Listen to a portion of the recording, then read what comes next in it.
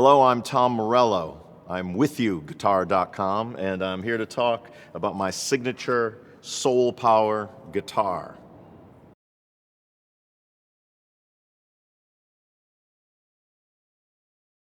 I've never done a signature guitar before. I've never done an endorsement of any product, guitar, or candidate before. So why would I do this and why would I do it now? Well, a crucial part of this was that Fender agreed with me that a big component of this would be the charity aspect, would be the social justice aspect. Before even making the first one of these, we agreed to give away hundreds of guitars to two very important organizations. One is Brother Wayne Kramer's Jail Guitar Doors, which provides instruments to inmates as rehabilitation tools. His organization is in hundreds of prisons around the country. It has greatly affected the recidivism rate by providing a creative outlet and a way of people to express themselves who are behind bars, who will one day be in our communities, and they'll be, have a different means of sort of expressing themselves in the future. Secondly, with public schools slashing or destroying programs in the arts across the country, we're going to be able to provide over 100 guitars, including some of the real Soul Power, the real deal ones, to young people who would otherwise not have the opportunity to ever play guitar. I know how important and how formative it was for me to pick up an electric guitar and to find a means of being that was entirely different than the moment before I had it in my hands, as an outlet not just for expression, but a potential route to liberation and to finding a way to express yourself and to have fun and to expand your mind and your creativity in a way that only the electric guitar can. That was a crucial part. And then lastly, and probably most importantly, like, this is the real Soul Power guitar. Like, I would never do a guitar that wasn't the one. This is not a facsimile. The guitar that I played in Audioslave with my specific modifications, which is the toggle switch, the hot pickup back here, and the whammy bar, are the modifications on this.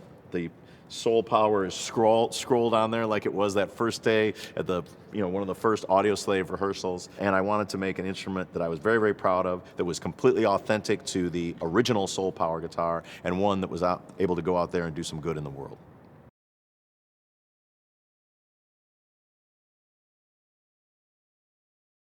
I'd have to say that with regards to how this guitar was chosen over all the other guitars in my arsenal, is sort of the first signature guitar, it's a guitar that I've always loved. It's also a guitar that recently, did a stint in the Metropolitan Museum of Arts. It's currently ensconced at the Rock and Roll Hall of Fame, and it's a guitar that's is very meaningful to me, in part because of not just my love of my former band Audioslave, but my love of Chris Cornell, and the connection that we had as friends and as artists. And it's a guitar that is, like, very personally meaningful to me. It's a guitar that's kind of been out there in the world, and in conjunction with the charity component, it was the right time for this guitar.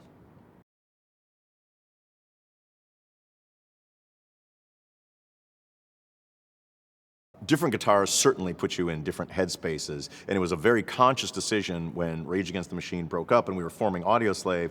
I wanted a new set of sounds with which to craft the next artistic project, and the Soul Power guitar provided just that. Sonically, it was radically different enough that it pushed me, along with playing with a singer who was melodic, whose foundation was in melody, in very exciting new directions. Like, when we sat down and wrote that first batch of Audioslave songs, like, I never knew it was going to happen each day. The rule book had been thrown out because there was a brand new, like, every good, the tone of the guitar, the feel of the guitar, everything was leading my fingers in different directions than had previously. Chris's beautiful voice was leading us in different directions. The guitar had it kind of expanded the goalposts in a way, because it provided maybe even another notch of ferocity, when Chris is screaming his lungs out to play like the heavy riffs, but it also had a nuance and a beauty and a subtlety to it that I had never had in a guitar before.